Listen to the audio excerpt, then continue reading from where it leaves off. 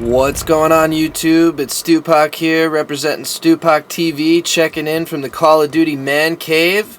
Again, super excited to welcome everybody back to the channel for the first official episode in the series, How to Start a Clan, a step-by-step guide. So last time was kind of just like a quick intro about me, my background and whatnot, but now we're getting ready to go into that nitty-gritty.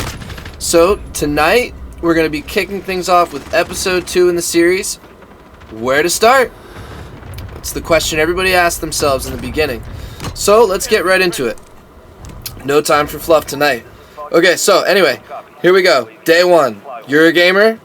Maybe you got a couple buddies. Maybe you don't. Maybe you roll with a little crew and you want to, represent, let everybody know who you are, where you're coming from. So what do? You got an idea. You want to start a clan, a crew, a team, something to share with you and your boys as you run together, something to show people that we're coming in. So for starters, if you're going to be the group leader, which I'm assuming you are since you're here looking up this video, you're going to be the person primarily running things, day-to-day activities. So first off, I really want to just have you heed my words here. If you are undertaking this as the main dude, it's a huge commitment. Every little thing, every little aspect that you don't think of when you're in a different clan, you're going to now be responsible to do. So make sure you're fully committed to this and you can dedicate many hours per week and always be super available to your guys. Because one thing that stood out to me in the other clan is if I was reaching out to somebody in a leadership role and they didn't answer, I was a little put off by it, you know? So if you're going to be that main dude, you got to make yourself fully available to the crew. So just make sure that you can dedicate as many hours as you can per week. Be available at any time. There's so much that goes into running a clan, and even more if you're the one creating it from nothing. So it's just so much behind the scenes work to be aware of. So just bear that in mind. So if I haven't lost you yet, let's begin. The most important elements before you can do anything at all in the clan, you got to make a couple moves. So the general topics here, obviously you have to have a game, you got to have a platform, you have to have a team or clan name, team colors, team graphic, symbols, clan tag. So let's break each one down one by one, and then at the end I'll summarize why this is the most important step one thing that you have to do, right? So anyway, obviously choosing a game and a platform normally should go without saying for most gamers. I'm just throwing it out there for those that are just getting into it fully and completely. Some of the gaming platforms out there: Xbox, PlayStation, computer console. Choose the game that you want to focus on playing. Yada yada yada. For most gamers, like I said, if you've gotten to this point already, then it's really not that necessary to point this out to you. So just skip on to the next step, right? But obviously you're going to need a platform in a game. Anyway, so what's in a name? Step number 2. What is in a name? Well, it turns out quite a bit, Shakespeare. At least when you're gaming.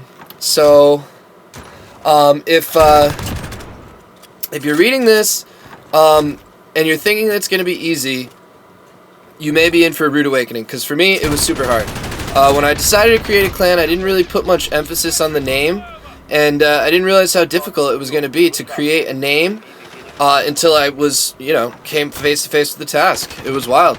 Most of the times, the most challenging part is the fact that almost every cool emblem, title, name, clan tag, mascot, whatever, what have you, is taken by somebody else. So that's certainly not easy, starting from a couple steps back. So I found a Google website that kind of randomly generated names, but most of them were kind of corny. A clan name really needs to be unique to you and what you guys want to represent. So there's not too much advice I could give when it comes to choosing a name. Other than it's super important, I got a couple small little things that you can think of in naming your clan that I kind of did. So keep in mind the corresponding clan tag name that goes with your your group, right? So the clan tag is going to be the shortened version. So in Call of Duty, it'd be that little 4-letter kind of thing in the parentheses next to your gamer tag. So you don't want to make a mistake of naming your team like the Assassin Suicide Squad and your clan tag would be ASS. That's something you definitely want to try to steer clear of, right? So anyway, that's something to keep in mind, a corresponding clan tag. Also, keep in mind like your graphics, your logo, your mascot, whatever word you want to use. Most esports groups have some kind of like, a shark or a ninja or, a soldier or warrior or something. So, keep in mind like many different angles when you're really thinking about naming your clan, right? Think of a graphic, think of a logo, think of a mascot, think of your colors. Try to think of it as an all-encompassing way. You got to really kind of, what helped me a lot actually is thinking of a character to associate with your clan, right? So in my case, when I was naming my clan, which turned out to be Rogue Gaming Competitive Team, I actually named my team by first choosing my graphic, right? So, some of the things when I was saying to myself, I was like, what's badass? What do I like? I'm into dragons, wolves, ninjas, Vikings, kind of those solo warrior badass type. So I'm looking at pics of these things, reading about them all over the internet. It took me days and days and days to figure out my clan name. And finally I found a little like kind of blurb on this Viking warrior. It just continuously used the word rogue warrior, rogue this and that. So you know what? I said we're gamers. I like the word rogue. I like Vikings, and we're a competitive team. Rogue Gaming Competitive Team just came off. Might not be the best, but it works for me. It works for my guys, so I like it. Anyway, so I added the competitive team because that's where we were headed. Obviously, we were trying to do competitive Call of Duty videos. So, there you have it. Super important, though. Name is so important. Anyway, so next, team colors. So this, again, is subjective to, kind of what you like as the leader. Now that you're the founder, you're the leader, you kind of get these little perks, right? So the name, the clan tag, the team colors. You want to try to, again, imagine everything together. Your clan name, your clan tag, your graphics, what sort of flows. I usually like to limit myself to like 2 colors. For the team, red and black are a couple of my personal favorites, blue and yellow, or you can go with something unique and more risque. That's totally up to you. And then first and finally, the team symbol. So this is a little bit of an extra. It's something that I actually worked on later on, but it was kind of just getting an honorable mention here at the end. It's sort of just like a small little stamp almost, right? So anytime you put out a video, you put out some content, you post something on your Instagram or your Xbox profile, wherever it may be, you can stamp it on the bottom with a team logo.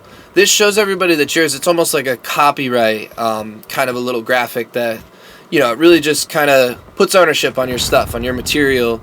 And I think it's just cool to have, in general. It's not necessary, but it's totally cool. Anyway, so that's the most general of starters as far as like kind of getting going. These are the things that you really want to think about before you move on to anything else, right? So, in closing, you may be wondering, where do we start? And, this is all the info that you kind of need in order to complete the next steps in the process, right? So you need to have all this stuff established because it's going to directly kind of connect to what you do after this, right? So this is pretty much the end of this first episode. I know this one was a little bit on the shorter side, and it's I know it could also seem to those gamers out there that have a good amount of experience with things that may seem like, oh duh, game, but you don't want to make the mistake of, say, creating an Instagram if you don't have graphics, if you don't have a team logo. I'm going to get into more detail as far as, what I use to create things, because I do have some really great computer programs. One app that I will really shout out is the Thumbnail Maker app for YouTube. I've absolutely created some amazing thumbnails, and then in turn just like graphics in general. I have Apple products mainly, so I use iMovie a lot for my editing, but I'm going to get into more specific things like that in the future. So just to give you a rough kind of an idea of what's going to be coming up in the next series, we're going to get a little bit more into the fine print, so to speak. So we're going to be looking at, creating a lot of the recruitment information.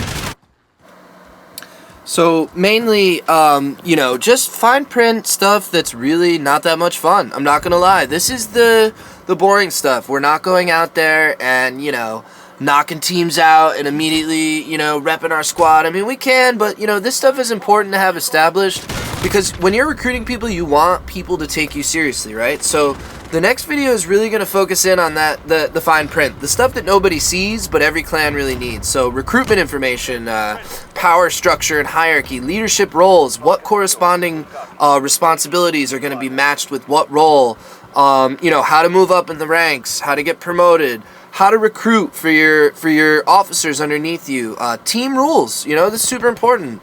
What's okay, what's not okay, you know, what do you expect from your members, what do you expect from your guys, you know, what members need to do to remain active, to remain part of the team, training manuals, welcome packets, you know, whatever, what have you. We're going to go through it all, right? So, you know, in summary, guys, we're just focusing in right now on the grunt work. Right, so we're getting all this established, and then we're going to move right into the fine print, and then we'll carry on from there. Anyway, guys, thank you so much. I really hope you're getting enough out of this. I certainly am happy to make specific videos. If anybody has any specific questions about, you know, what I'm going over, I'm happy to do a follow-up comment or video on anything that that anybody might have issue with. So please, by all means, get at me in the comments. And StewPac TV, let's go. Happy to have you guys. All right, take care. I'll see you out there.